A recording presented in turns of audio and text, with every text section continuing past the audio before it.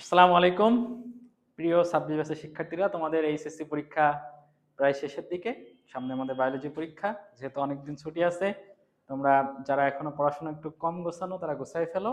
আজকে আমরা তোমাদের টিস্যু ও টিস্যু তন্ত্র নিয়ে আলোচনা করব। এই যে টিস্যু, হ্যাঁ টিস্যু ও টিস্যু তন্ত্র, তোমরা এটা আবার বসুন্ধরা টিস্যু বা ফ্রেশ টিস্যু ভাইবো না। এটা কিন্তু কোষ থেকে তৈরি হওয়া টিস্যু। সবাই তোমরা জানো প্রথমে কি হয়, কোষ। আমাদের দেহে অনেক কোষ আছে, সেটা কত 100 ট্রিলিয়ন। সেই কোষের মধ্যে যখন একই ধরনের যারা তারা একগুচ্ছ আকারে যখন থাকে, সমধর্মী যারা অবিচ্ছিন্নভাবে, তখন সেটাকে আমরা কি বলি, টিস্যু বলি। তাহলে টিস্যু কি থেকে হচ্ছে, কোষ থেকে। টিস্যু কাকে বলে, ক নম্বরের জন্য আসতে পারে। তাহলে টিস্যু যদি কাকে বলে আসে, তুমি লিখবা যারা একই উৎস থেকে সৃষ্ট, একই ধরনের কাজ সম্পন্নকারী, সমধর্মী। হ্যাঁ, তো তুমি মানে একসাথে থাকবে যারা, তারা একই উৎস থেকে হবে, একই ধরনের কাজ সম্পন্নকারী, সমধর্মী যারা, তাকে আমরা বলছি কি যে গুচ্ছাকারে থাকে, সেটাই টিস্যু। এবং এই টিস্যু দুই প্রকার। আমরা এই অধ্যায়ে শুধুমাত্র কয়েকটা মানে দুই প্রকার পাবো টিস্যু, আর আরেকটা আছে দুই প্রকার, বাকি সব আমরা তিন প্রকার পাবো। তা যার মধ্যে দেখো যে টিস্যু যে দুই প্রকার আছে, তোমরা সবাই জানো, একটা হচ্ছে কি ভাজক টিস্যু, আর একটা কি স্থায়ী টিস্যু। হ্যাঁ, তাহলে একটা হচ্ছে ভাজক টিস্যু আর একটা কি স্থায়ী টিস্যু। যখন যে টিস্যুর কোষগুলা বিভাজনে সক্ষম তারা কি ভাজক কোষ, আর সেই ভাজক কোষ দিয়ে গঠিত টিস্যুকে বলা হয় কি ভাজক টিস্যু। তাহলে আমরা পড়ছি যে টিস্যুর কোষগুলা বিভাজন ক্ষমতা সম্পন্ন সেটা ভাজক কোষ, ভাজক কোষ দিয়ে গঠিত টিস্যুকে বলা হয় কি ভাজক টিস্যু। আর আরেকটা যেটা আছে যেটার বিভাজন হবে না, হ্যাঁ, তাহলে বিভাজিত হতে হতে আর যেটা আর হয় না, তখন সেটা স্থায়ী হয়ে যায়, তাহলে সেটা হচ্ছে কি স্থায়ী টিস্যু। তাহলে এই যে স্থায়ী টিস্যু, স্থায়ী টিস্যুর কোষগুলা যে বিভাজিত হয় না, তোমরা দুই অধ্যায় পড়ার সময় কোষ বিভাজনের সময় পড়ছিলা যে কিছু কিছু কোষ আছে কখনোই বিভাজিত হয় না, তার মধ্যে কিন্তু ভাজক কোষ একটা। হ্যাঁ, তাহলে এই যে ভাজক, সরি, স্থায়ী টিস্যু একটা, তাহলে স্থায়ী টিস্যু বা স্থায়ী কোষ এরা কখনোই বিভাজিত হয় না। হ্যাঁ, আর কারা কারা বিভাজিত হয় না, ওই সময় তোমরা দুই অধ্যায়ে পড়াইছিলাম যে পলাশের বিয়ে হয় না, অর্থাৎ পলাশ বিভাজিত হয় না। তাহলে পতে পেশি কোষ, হ্যাঁ, লতে হচ্ছে লোহিত রক্তকণিকা, দন্তার সাথে কি স্নায়ু কোষ, দন্তার সাথে ছিপ কোষ, দন্তার সাথে স্থায়ী টিস্যু। ঠিক আছে, তাহলে এই স্থায়ী টিস্যু এরা কখনোই বিভাজিত হবে না, নামের মধ্যে যেহেতু স্থায়ী আছে। তাহলে এই টিস্যু যে দুই প্রকার, তার মধ্যে ভাজক টিস্যু যেটা, তার আরেকটা নাম আছে, এটার নামটা মনে রাখতে হবে কি মেরিস্টেম। তাহলে ভাজক টিস্যুর অপর নাম হচ্ছে মেরিস্টেম। এবং এই ভাজক টিস্যুর কিছু বৈশিষ্ট্য আছে যেটা তোমাদের গঘতে আসতে পারে। ফার্স্টে মনে রাখবা, যেহেতু ভাজক টিস্যু, তাহলে এক নম্বরে লিখবা কোষগুলা কি হতে পারে, বিভাজন ক্ষমতা সম্পন্ন। হ্যাঁ, তাহলে কোষগুলা যেহেতু বিভাজন হবে, দুই নম্বরে লিখবা কি, তাহলে অবশ্যই জীবিত। হ্যাঁ, তিন নম্বরে লিখবা এদের বিভিন্ন আকৃতি থাকতে পারে, সেটা কেমন কেমন হতে পারে, আয়তাকার, ডিম্বাকার, পঞ্চভুজ অথবা ষড়ভুজ। তাহলে এদের মধ্যে চার রকম আকৃতি পাচ্ছে, আয়তাকার, ডিম্বাকার, পঞ্চভুজ, ষড়ভুজ। এবং এদের মধ্যে একটা কোষ প্রাচীর থাকবে, যেই কোষ প্রাচীরের কি নির্মিত, মনে রাখবে ভাজক টিস্যুর কোষ প্রাচীর সেলুলোজ নির্মিত। এই সেলুলোজ আর কোথায় পাইছো, এই সেলুলোজ পাইছো শৈবালের কোষ প্রাচীর। তাহলে শৈবালের কোষ প্রাচীরেও সেলুলোজ থাকে, ভাজক টিস্যুর কোষ প্রাচীরেও সেলুলোজ থাকে। এবং এই ভাজক টিস্যু যেহেতু কোষ থেকে হয়, তাহলে এর মধ্যে কি থাকবে, যে কোনো কোষে তো নিউক্লিয়াস থাকবে।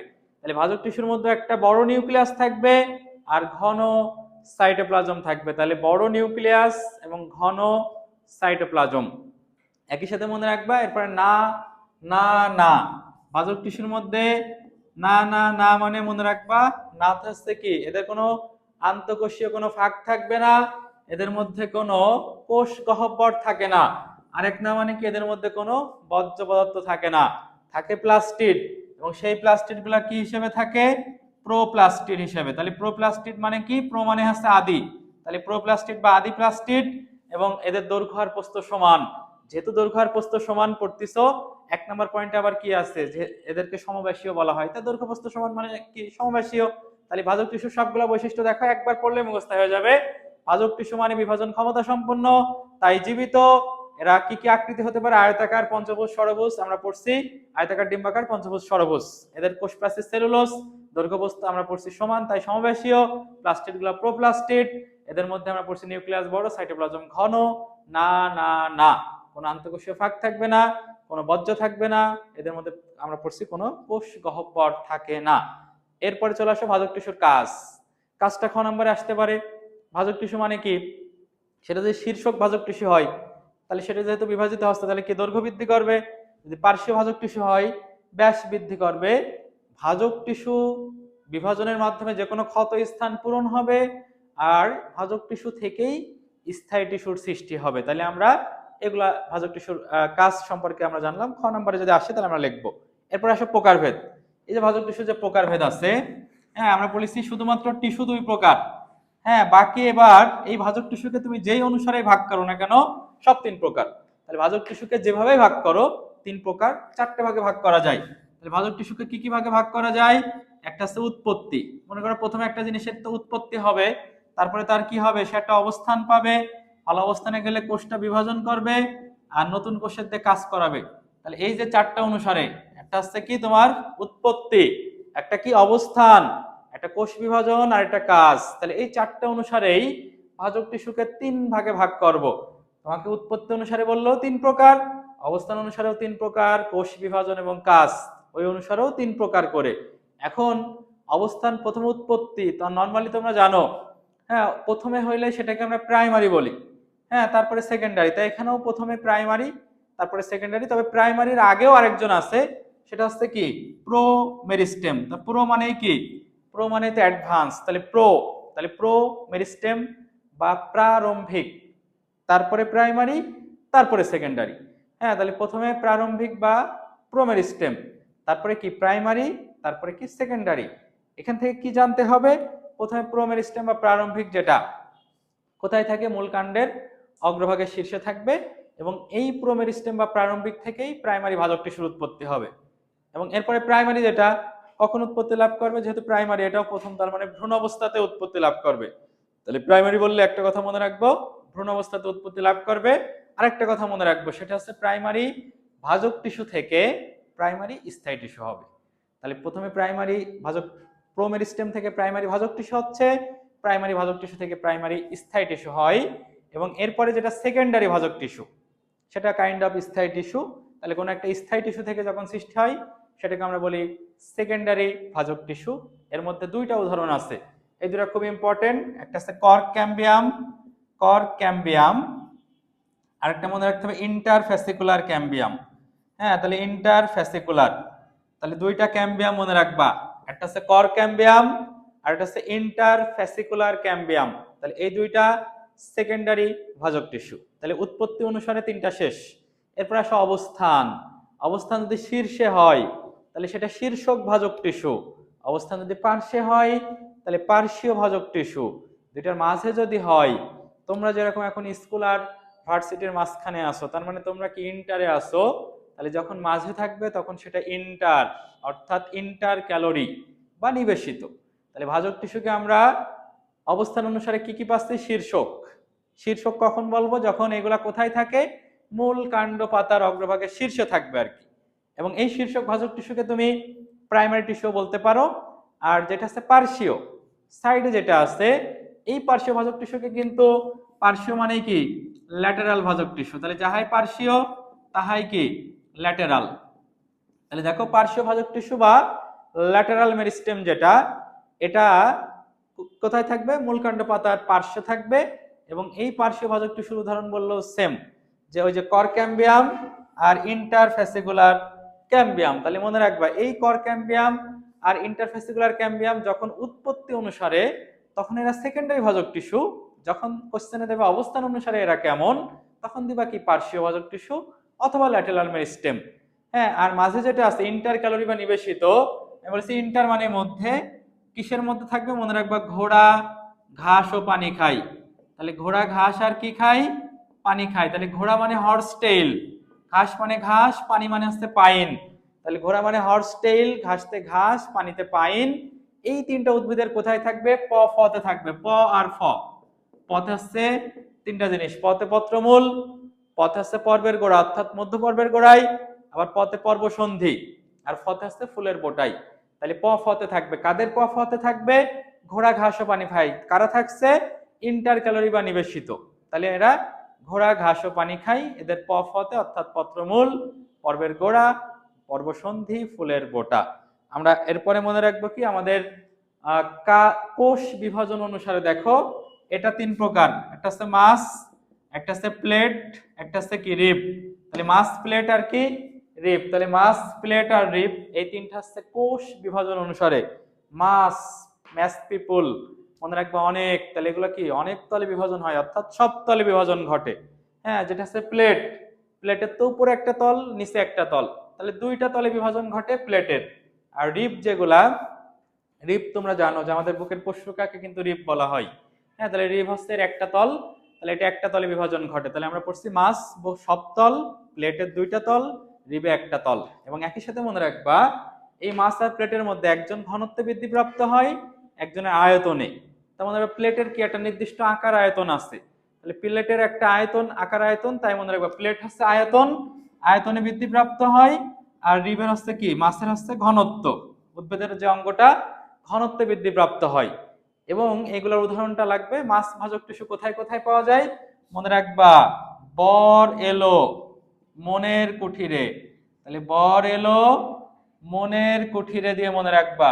দেখো বরের বতে হচ্ছে বর্ধনশীল ভ্রূণ, রতে রেণুথলি, এলোতে এন্ডোস্পার্ম, মনতে হচ্ছে মজ্জা, কুঠিরেতে কি কর্টেক্স। তাহলে বর এলো মনের কুঠিরে, ছেলেরা মনে রাখতে পারো বউ এলো মনের কুঠিরে, একই জিনিস। হ্যাঁ, তাহলে বউ বা বর এলো মনের কুঠিরে। হ্যাঁ, তাহলে দেখো যে এই পাঁচটা হচ্ছে তোমার মাছ ভাজক টিস্যু, বর্ধনশীল ভ্রূণ, রেণুথলি, এন্ডোস্পার্ম, আর বলছি মজ্জার কর্টেক্স। প্লেট ভাঙলে, ভেঙে ফেললে বাপে বকা দেবে, তাহলে প্লেটের মধ্যে পড়বা বাপে, আর রিবের মধ্যে পড়বা বকা। তাহলে প্লেটে হচ্ছে কি বাপে, রিব হচ্ছে কি বকা। তাহলে বতে বদ্ধিষ্ণু বহিতক, তাহলে বদ্ধিষ্ণু বহিতক, পথে হচ্ছে কি পাতা। তাহলে বাপে মানে কি বদ্ধিষ্ণু বহিতক, আর পথে হচ্ছে পাতা।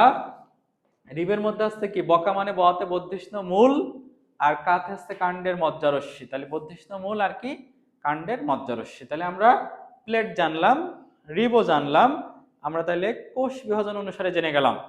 লাস্টে কাজ অনুসারে এটাও তিন প্রকার, একটা হচ্ছে পোটোডাম, একটা প্রোক্যাম্বিয়াম, আর একটা গ্রাউন্ড মেরিস্টেম। তাহলে আমরা লাস্টে কাজ অনুসারে কি পোটোডাম, তোমরা সবাই জানো ডাম মানে কি ত্বক, তাহলে ত্বক সৃষ্টি করে যারা তাদেরকে পোটোডাম বলা হয়।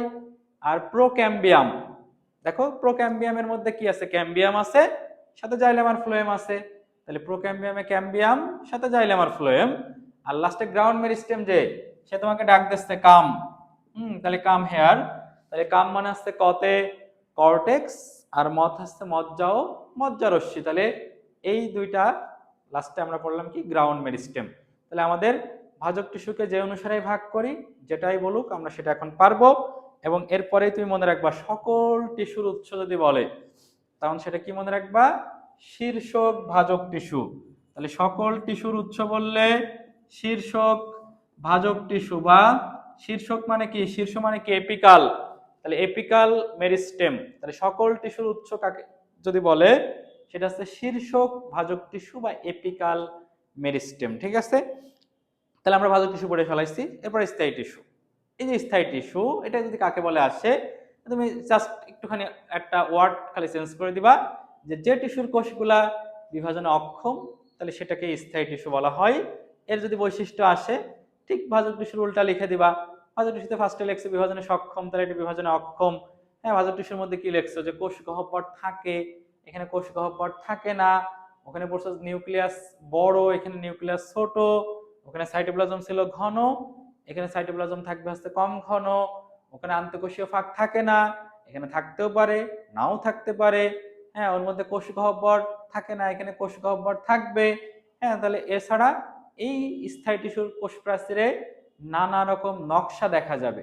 তাহলে তুমি ভাজক টিস্যুটা যদি একটু খেয়াল করে পড়ো, হ্যাঁ, জাস্ট একটু খালি পাল্টাই দিলেই স্থায়ী টিস্যুর বৈশিষ্ট্য তোমার হয়ে যাচ্ছে। আবার স্থায়ী টিস্যুর কাজও যদি আসে খ নাম্বারে, তুমি মনে রাখবে ভাজক টিস্যুর কাজ তো তুমি আগে থেকেই জানো। হ্যাঁ, স্থায়ী টিস্যুর সবকিছু খাদ্য নিয়ে কাজ। প্রথম কথা, খাদ্য তৈরি করে, তাহলে সেই খাদ্য পরিবহন করে। হ্যাঁ, তাহলে সেই খাদ্য পরিবহন করে আর কি করে, এছাড়া আরেকটা কাজ করে কি, খাদ্য পরিবহনের পরে কি অতিরিক্ত খাদ্য সঞ্চয় করে। আরেকটা জিনিস কি, এরা দৃঢ়তাও প্রদান করে। তাহলে এদের দেখো সব খাদ্য নিয়ে, খাদ্য তৈরি, সেই খাদ্য পরিবহন, খাদ্য সঞ্চয়, দৃঢ়তা প্রদান। আর ভাজক টিস্যুর কাজ করছিলা, শীর্ষকটা কি করে দৈর্ঘ্য বৃদ্ধি করে, পার্শ্বটা ব্যাস বৃদ্ধি করে, ভাজক টিস্যু ক্ষত স্থান পূরণ করে, স্থায়ী টিস্যু সৃষ্টি করে। দুইটার কাজ তাহলে একসাথে মনে রাখবা। এই স্থায়ী টিস্যুর প্রকারভেদেও যদি আমরা আসি, দেখো স্থায়ী টিস্যুও কিন্তু 3 প্রকার। তাহলে আমরা যাই অনুসারে ভাজক টিস্যুরে যে অনুসারে ভাগ করছি 3 প্রকার, আর স্থায়ী টিস্যুতে কোনো অনুসারে না, জাস্ট সরাসরি 3 প্রকার স্থায়ী টিস্যু। এবং সেই তিনটা কি কি? একটা সরল, একটা হচ্ছে জটিল বা যৌগিক, আর একটা হচ্ছে ক্ষরণকারী বা নিঃস্রাবী। তাহলে আমরা মনে রাখবো স্থায়ী টিস্যুও 3 প্রকার। তাহলে ভাজক টিস্যু 4টা অনুসারে ছিল, এখানে কোনো অনুসারে নাই, এটা ডিরেক্ট 3 প্রকার। এই স্থায়ী টিস্যুর মধ্যে একটা আছে সরল, এই সরল স্থায়ী টিস্যু যেটা, প্রথমে সরল টিস্যু আবার 3 প্রকার। হ্যাঁ, সরল টিস্যু 3 প্রকার তুমি জানো, একটা আছে প্যারেনকাইমা, কোলেনকাইমা, স্ক্লেরেনকাইমা, এই তিনটা আছে সরল টিস্যু। একটা আছে জটিল বা যৌগিক, জটিল বা যৌগিকের মধ্যে দুইটা আছে, একটা জাইলেম একটা ফ্লোয়েম। তা তুমি এভাবে মনে রাখবা, স্থায়ী টিস্যু 3 প্রকার, সরল, জটিল বা যৌগিক, আর একটা আছে ক্ষরণকারী বা নিঃস্রাবী। তাহলে এই যে এরা আবার এর মধ্যে যে তোমার সরল, যে সেও যেহেতু সহজ সরল, তাহলে সেও আবার 3 প্রকার, 3-এর মধ্যে আমরা আছি। তাহলে সরল টিস্যু প্যারেনকাইমা, কোলেনকাইমা, স্ক্লেরেনকাইমা, যেহেতু এই জটিল, ওর ভিতরে জটিলতা আছে, তাহলে ও 3 না হয়ে 2 হয়ে গেছে, এবং সেটা জাইলেম আর ফ্লোয়েম। ক্ষরণকারী বা নিঃস্রাবী বললেও দুইটা, একটা তরুক্ষীর টিস্যু আর একটা হচ্ছে গ্রন্থি টিস্যু। হ্যাঁ, তাহলে তরুক্ষীর টিস্যু আর একটা কি? গ্রন্থি টিস্যু। আমরা সিকিউ এর জন্য ভাজক টিস্যু স্থায়ী টিস্যুর পার্থক্যটা খেয়াল করবো। তা তুমি দেখো, যদি ভাজক টিস্যুর বৈশিষ্ট্য পড়ো, তাহলে তুমি অটোমেটিক স্থায়ী টিস্যুর বৈশিষ্ট্য পারবা, ঠিক উল্টা।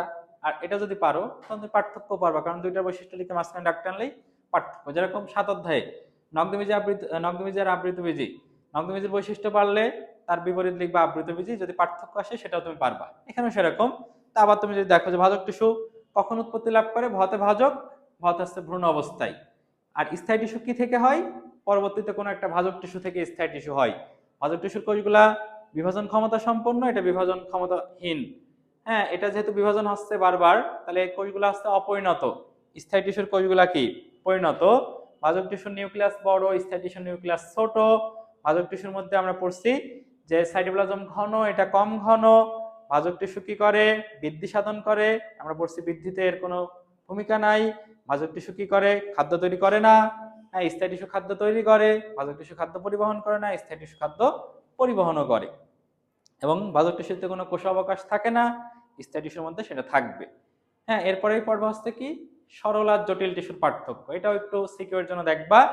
এটাও তুমি জানো, সরল টিস্যু যেহেতু দন্তার সাথে সরল, দন্তার সাথে সমসত্ব প্রকৃতির, তাহলে যেটা জটিল সে অসমসত্ব। হ্যাঁ, সরল টিস্যু আমরা পড়ছি একই রকম কোষ দিয়ে গঠিত, যেহেতু সরল তাহলে তার মধ্যে অত ঝামেলা নাই, একই রকম কোষ দিয়ে তৈরি। জটিল টিস্যু যে সে বিভিন্ন রকম কোষ দিয়ে গঠিত হয়। সরল টিস্যু 3 প্রকার, প্যারেনকাইমা, কোলেনকাইমা, স্ক্লেরেনকাইমা। জটিল, তার মধ্যে জটিলতা আছে, 3-এর জায়গায় 2 হয়ে গেছে, জাইলেম আর ফ্লোয়েম। হ্যাঁ, তাহলে এই যে তুমি পার্থক্য যদি পড়ো, হ্যাঁ, তাহলে তোমার 3টা পার্থক্য কিন্তু হয়ে গেল। খ নম্বরে আসলে লিখে দিবা। তাহলে এই যে টিস্যু, এবং এই টিস্যুর মধ্যে যে তোমার ভাজক টিস্যু এবং স্থায়ী টিস্যু, এই দুইটা কিন্তু তোমাদের কমপ্লিট হয়ে গেছে। এরপরে আমরা টিস্যু তন্ত্র পড়ব। ঠিক আছে?